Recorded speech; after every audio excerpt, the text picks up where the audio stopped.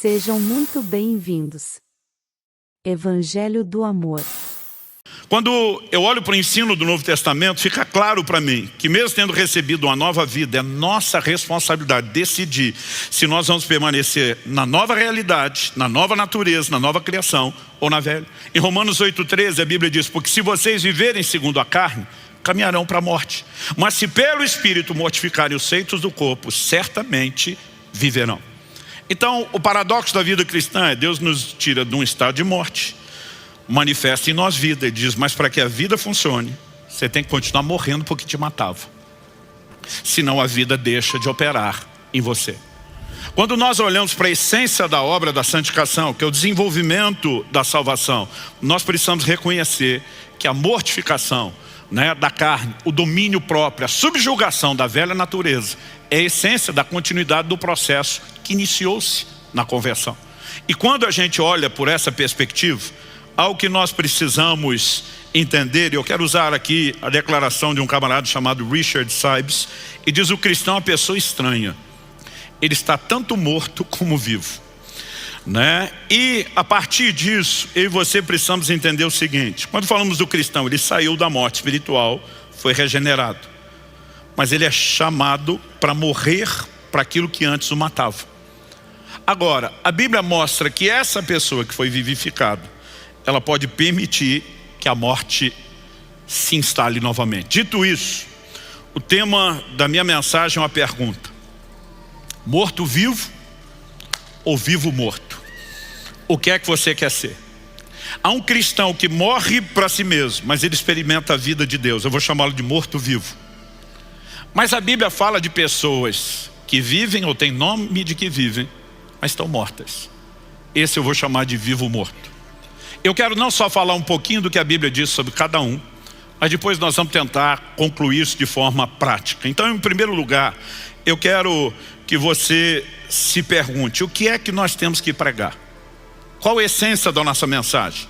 Outro dia vi alguém falando: minha mensagem é de vida, não é de morte. Eu digo: impossível você pregar vida sem pregar morte.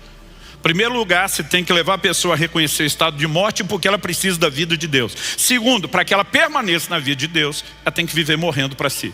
Porque se ela decidir viver para si, ela vai morrer para Deus novamente.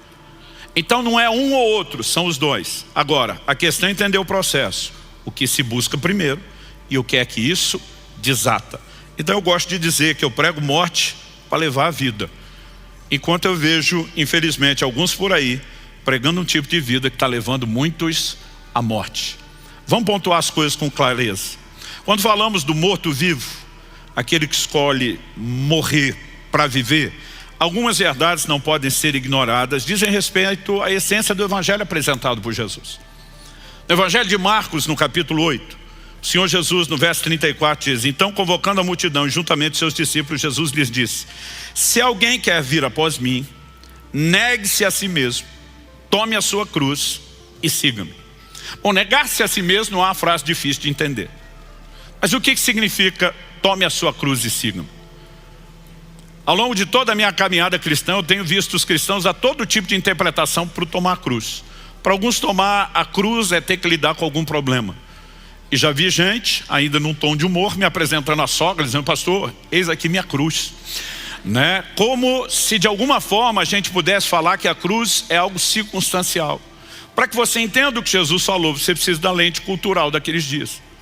Jesus morreu numa cruz, porque a crucificação era uma das formas mais comuns de execução praticadas pelo Império Romano. Agora, antes de ser crucificado, a Bíblia diz que Jesus foi obrigado a carregar a sua cruz.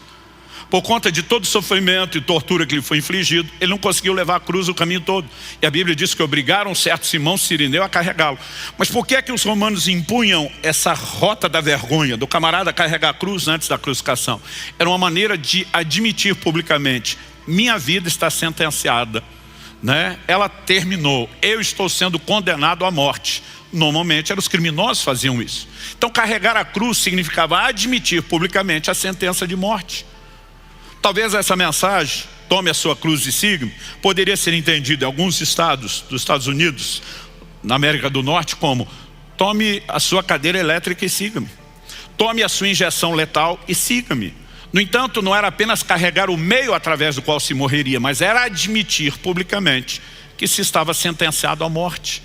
Ou seja, eu e você saímos no estado de morte espiritual do pecado, vivificados por Cristo, com um chamado claro: morrer para nós mesmos.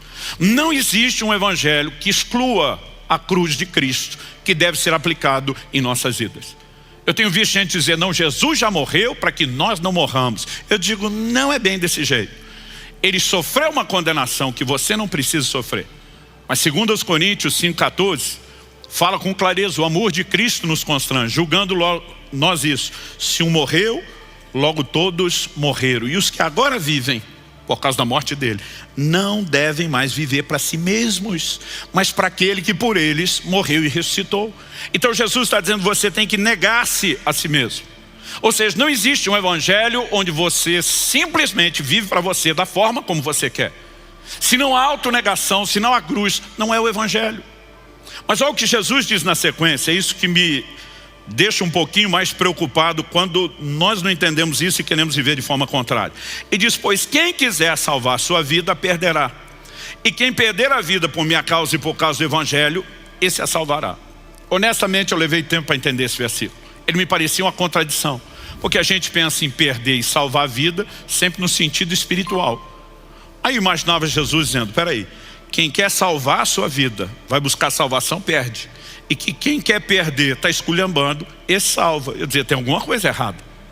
Mas Jesus não está falando de perder ou salvar no sentido espiritual.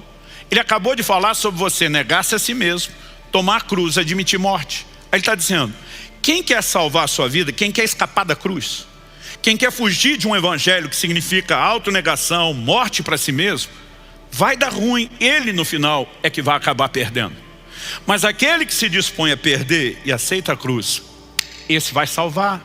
Porque é aqui que a vida de Deus se manifesta. Quem está entendendo? Jesus fala a mesma coisa usando uma outra ilustração em João no capítulo 12, verso 24. É o princípio de que a vida brota da morte. Em João 12, 24, Jesus diz: em verdade eu lhes digo, se o grão de trigo caindo na terra não morrer, fica ele só. Mas se morrer, produz muito fruto.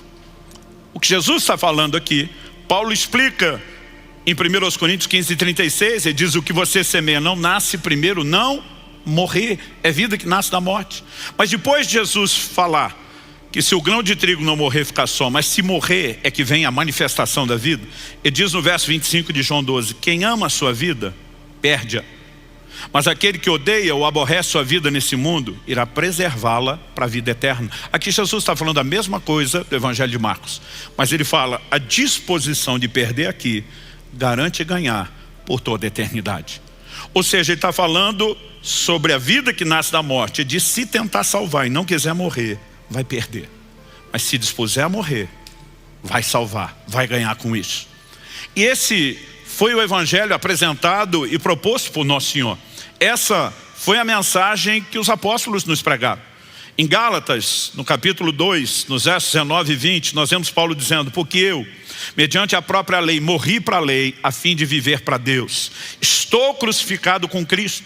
Logo já não sou eu quem vive, mas Cristo vive em mim.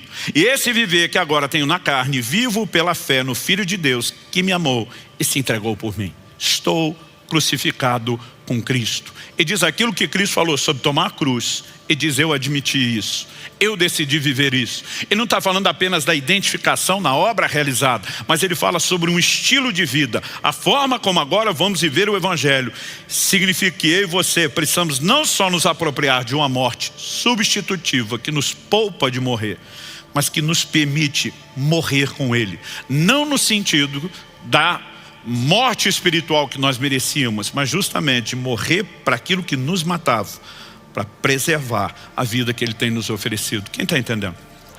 Quando olhamos para a Escritura, o princípio de morrer para viver é muito claro. Quando eu considero esse paradoxo, olha o que Paulo diz em 2 Coríntios 4, de 10 a 11, que é o paradoxo do morrer e o viver. Ele diz assim: levamos sempre no corpo o morrer de Jesus, para que também a vida dele se manifeste em nosso corpo. Ele não está falando de uma morte literal.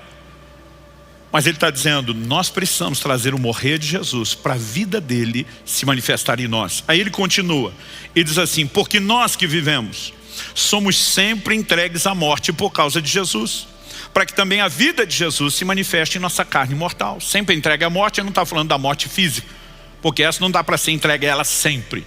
Agora, se existe um morrer diário para a nossa carne, para nós mesmos, ele diz, nós estamos sempre entregues a isso. Com qual propósito? Para que a vida de Jesus se manifeste em nós. Não existe como eu e você possamos de fato viver a plenitude do que Deus tem para nós, com o pacote completo de vida, sem uma decisão de morrer para nós mesmos.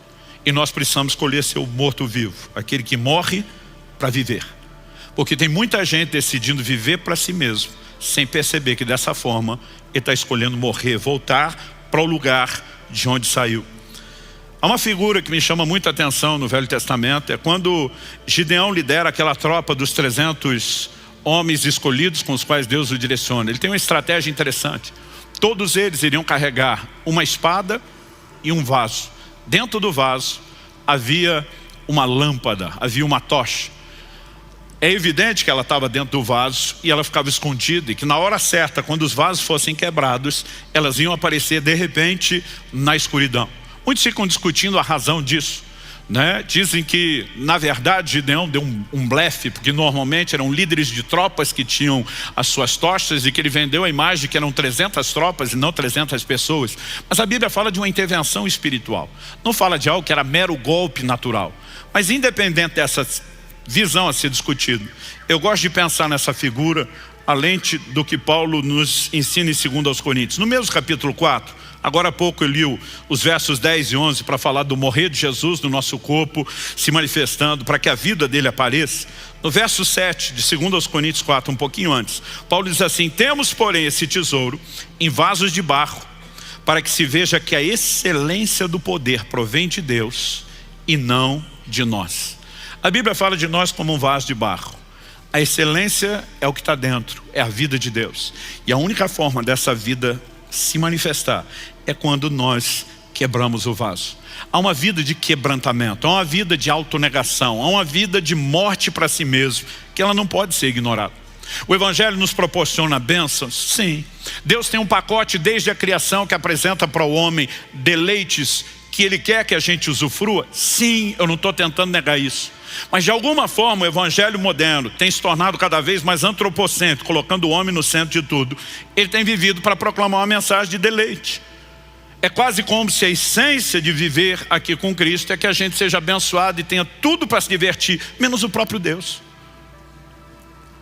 Então eu não quero ir de forma alguma a extremos e dizer que Deus não quer te abençoar em questões naturais. Mas eu gostaria de dar um tom nesse início de ano, de que há algo muito mais sublime, de que há algo muito mais elevado para que se busque, do que só as bênçãos naturais e terrenas. Paulo disse, é só para essa vida que nós esperamos em Cristo. Nós somos de todos os homens os mais dignos de lástima. Há algo maior e mais sublime do que tudo aquilo que Ele pode fazer numa esfera natural. Então não estou negando que Ele pode te fazer prosperar financeiramente, que Ele pode interferir na sua casa, que Ele pode te dar saúde, nada disso. Mas gente, nós precisamos pensar no Evangelho que proporciona mais do que isso. Quando Deus cria o homem lá no início, no Éden, o homem ainda não pecou, pressupõe-se, portanto, que ele está experimentando Deus na sua plenitude. E ainda que ele tenha livre acesso à presença de Deus, de alguma forma Deus disse, eu quero que você tenha outros tipos de alegrias e deleites. Então a Bíblia diz que Deus fez todo tipo de árvore frutífera, dizendo, pô, você pode comer de tudo, menos dessa. Havia restrição para uma única. Porque aquela única tinha restrição? Porque Deus disse, se você tentar avançar esse limite proibido, você vai tentar entrar num nível de prazer que vai comprometer o que você tem comigo. Então, eu permito que você tenha outros prazeres desde que eles não concorram comigo. Deus não se limitou apenas à comida. A Bíblia diz que Deus olha para um homem sozinho e diz, quero que você tenha companhia, que você tenha alegrias no nível da sua alma e não só no plano espiritual. E a Bíblia diz que Deus decidiu fazer a mulher para o homem. Existe deleite nesse relacionamento, que não é só emocional, também é físico. E não existe absolutamente nada de errado quando usufruímos esses deleites, seja comida, seja o relacionamento íntimo do casal. Mas Deus foi muito claro quando decidiu visitar o casal todo dia, dizendo: mas eu não quero que vocês deixem de desfrutar a minha presença. De alguma forma, nós estamos sendo expostos a um evangelho que exalta todos os outros deleites e cada vez menos diminui o deleite da presença de Deus, que só pode ser vivida quando decidimos negar algumas coisas que não são nem proibidas, que são até mesmo listas e permitidas, mas a gente toma uma decisão: não vou viver só disso, porque tem algo maior. Quem está entendendo? Se inscreva para receber mensagens da Palavra de Deus para seu coração. Compartilhe essa mensagem para mais vidas serem alcançadas. Que você tenha um dia repleto de paz e de bênçãos vindas da parte de Deus.